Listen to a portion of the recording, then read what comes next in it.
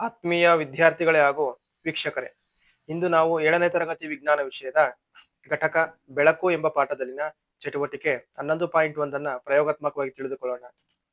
ಈ ಚಟುವಟಿಕೆಯ ಉದ್ದೇಶವನ್ನು ನಾವು ನೋಡೋದಾದ್ರೆ, ಬೆಳಕಿನ ಪ್ರತಿಫಲನದ ಬಗ್ಗೆ ತಿಳಿಯುವುದು ಈ ಚಟುವಟಿಕೆಯ ಉದ್ದೇಶವಾಗಿದೆ. ಚಟುವಟಿಕೆಗೆ ಬೇಕಾಗುವ ಸಾಮಗ್ರಿಗಳನ್ನು ನಾವು ನೋಡೋದಾದ್ರೆ, ಟಾರ್ಚ್, ಚಾರ್ಟ್ ಕಾಗದ, ಸಮತಲ ದರ್ಪಣ, ಹಿಡಿಕೆಯನ್ನು ಹೊಂದಿರುವ ಸಮತಲ ದರ್ಪಣ, ಇಷ್ಟು ಸಾಮಗ್ರಿಗಳು ಈ ಚಟುವಟಿಕೆಯನ್ನು ಮಾಡಲು ಬೇಕಾಗುತ್ತದೆ. ಚಟುವಟಿಕೆ ಮಾಡುವ ವಿಧಾನವನ್ನು ನಾವು ನೋಡೋದಾದ್ರೆ, ಮೊದಲು ಟಾರ್ಚ್ ಒಂದನ್ನು ನಾವು ತೆಗೆದುಕೊಳ್ಳಬೇಕು. ನಂತರ ಅದರ ಗಾಜನ್ನ 3 ಕಿರಿದಾದ ಸೀಳು ಕಿಂಡಿಗಳಿರುವ ಚಾರ್ಟ್ ಕಾಗದದಿಂದ ಚಿತ್ರ 11.5ರಲ್ಲಿ ಇರುವಂತೆ, ಅಂದ್ರೆ ಈ ಚಿತ್ರದಲ್ಲಿ ಇರುವಂತೆ ನಾವು ಟಾರ್ಚ್ನ ಮುಂಭಾಗದಲ್ಲಿ ಚಾರ್ಟ್ ಕಾಗದವನ್ನ 3 ಸೀಳು ಕಿಂಡಿಗಳಾಗಿ ಅದನ್ನ ಕತ್ತರಿಸಿ, ತದನಂತರ ಇದಕ್ಕೆ ನಾವು ಅದನ್ನ ಅಂಟಿಸಬೇಕಾಗುತ್ತದೆ. ನಂತರ ನಾವು ಒಂದು ಹಾಳೆಯ ಮೇಲೆ ಸಮತಲ ದರ್ಪಣವನ್ನ ಈ ರೀತಿಯಾಗಿ ಲಂಬವಾಗಿ ನಾವು ಇಡಬೇಕಾಗುತ್ತದೆ. ಟಾರ್ಚ್ನಿಂದ ಬೆಳಕನ್ನ ನಾವು ಹಾಯಿಸಿದಾಗ ಈ ಸೀಳು ಕಿಂಡಿಗಳ ಮೂಲಕ ಬೆಳಕಿನ ಕಿರಣಗಳು ಇದರ ಮೇಲೆ ಬೀಳುವಂತೆ ನಾವು ಅದನ್ನ ಇಡಬೇಕಾಗುತ್ತದೆ.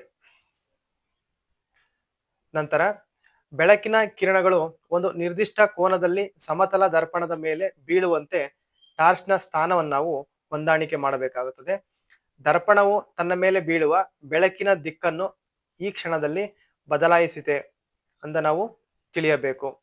ಈಗ ಟಾರ್ಚ್ ಅನ್ನ ಅದರ ಎರಡೂ ಬದಿಗೆ ಸ್ವಲ್ಪ ಅಲುಗಾಡಿಸಿ, ನಂತರ ನಾವು ಪ್ರತಿಫಲಿತ ಬೆಳಕಿನ ದಿಕ್ಕಿನಲ್ಲಿ ಯಾವುದೇ ರೀತಿಯಾದಂತಹ ಬದಲಾವಣೆ ಕಂಡುಬರುತ್ತದೆ ಎಂಬುದನ್ನು ನಾವು ಗಮನಿಸಬೇಕು. ಚಟುವಟಿಕೆಯನ್ನು ಮಾಡುವ ವಿಧಾನವನ್ನು ನೋಡೋಣ. ಈಗ ಇಲ್ಲಿ ಸಮತಲ ದರ್ಪಣವನ್ನ ಸ್ಟ್ಯಾಂಡ್ಗೆ ಅಳವಡಿಸಲಾಗಿದೆ. ಈ ಟಾರ್ಚ್ನ ಮೂಲಕ ಬೆಳಕಿನ ಕಿರಣ ದಂಡಗಳು ಹಾದು ಹೋಗ್ತಾ ಇರೋದು ನಿಮಗಿಲ್ಲಿ ಕಾಣಬಹುದು. ಇದು ಈ 3 ಸೀಳು ಕಿಂಡಿಗಳ ಮೂಲಕ ಬಂದಿರುವ ಬೆಳಕಿನ ಕಿರಣ ದಂಡಗಳು. ಇವು ಸಮತಲ ದರ್ಪಣದ ಮೇಲ್ಮೈ ಮೇಲೆ ಬೀಳ್ತಾ ಇದೆ. ಅಂದ್ರೆ ಇವು ಪತನ ಕಿರಣಗಳು. ಇಲ್ಲಿ ಇದರ ಮೇಲೆ ಹಾದು ಹೋಗಿರುವಂತಹ ಕಿರಣಗಳು ಅಂದರೆ ಸಮತಲ ದರ್ಪಣದ ಮುಂಭಾಗದಿಂದ ಬಂದಿರುವಂತಹ ಕಿರಣಗಳು, ಅವು ಪ್ರತಿಫಲಿತ ಕಿರಣಗಳು.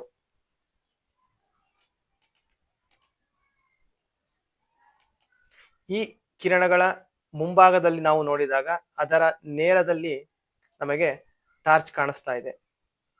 ಅಂದ್ರೆ ಇದು ಇದರ ಪ್ರತಿಬಿಂಬ, ಅಂದ್ರೆ ಟಾರ್ಚ್ನ ಪ್ರತಿಬಿಂಬ. ಈ ಕಿರಣಗಳ ಪ್ರತಿಬಿಂಬ ಅಂದ್ರೆ ಪ್ರತಿಫಲಿತ ಕಿರಣಗಳ ಪ್ರತಿಬಿಂಬ ಇಲ್ಲಿ ಇದೆ.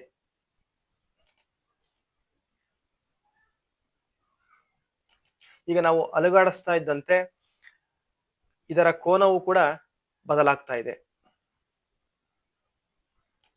ನೋಡಿ, ಈ ಕೋನ ಬದಲಾಗ್ತಾ ಇದೆ.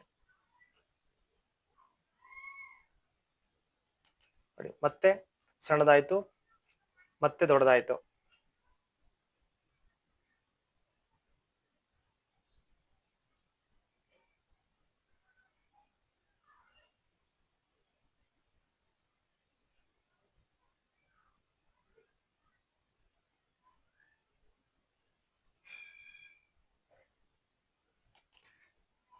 ಪತನ ಕೋನ, ಪ್ರತಿಫಲಿತ ಕೋನ ಎರಡೂ ಕೂಡ ಸಮವಾಗಿರುತ್ತದೆ.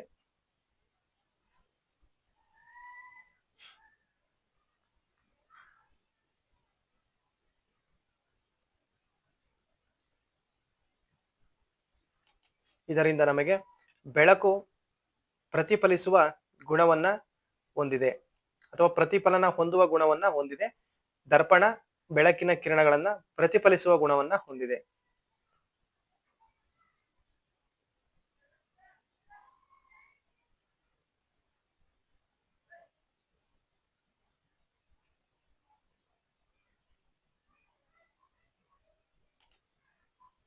ಫಲಿತಾಂಶವನ್ನ ನಾವು ನೋಡೋದಾದ್ರೆ, ದರ್ಪಣದಿಂದಾಗುವ ಬೆಳಕಿನ ದಿಕ್ಕಿನ ಬದಲಾವಣೆಯನ್ನ ಬೆಳಕಿನ ಪ್ರತಿಫಲನ ಎನ್ನುವರು. ಪ್ರತಿಫಲಿತ ಬೆಳಕಿನ ಕಿರಣಗಳ ನೇರದಲ್ಲಿ ದರ್ಪಣವನ್ನ ನಾವು ನೋಡಿದಾಗ ನಮಗೆ ಬೆಳಕಿನ ಸೀಳು ಕಿಂಡಿಗಳು ಹಾಗೂ ಅದರ ಜೊತೆಗೆ ಟಾರ್ಚ್ ಕಾಣಿಸುತ್ತದೆ. ಇವುಗಳು ಟಾರ್ಚ್ನಿಂದ ಬಂದ ಬೆಳಕಿನ ಕಿರಣಗಳ ಪ್ರತಿಬಿಂಬಗಳಾಗಿವೆ. ಆತ್ಮೀಯರೇ, ಇದುವರೆಗೂ ಈ ಚಟುವಟಿಕೆಯ ಬಗ್ಗೆ ಮಾಹಿತಿಯನ್ನ ತಿಳಿಸಿಕೊಟ್ಟ ನಾನು ಮೋಹನ್ ಬಾಬು BS, ವಿಜ್ಞಾನ ಶಿಕ್ಷಕರು, ಸರ್ಕಾರಿ ಹಿರಿಯ ಪ್ರಾಥಮಿಕ ಶಾಲೆ ನಾಗಬೇನಾಳ, ಮುದ್ದೆಬಿಹಾಳ ತಾಲೂಕು, ವಿಜಯಪುರ ಜಿಲ್ಲೆ. ಧನ್ಯವಾದಗಳು.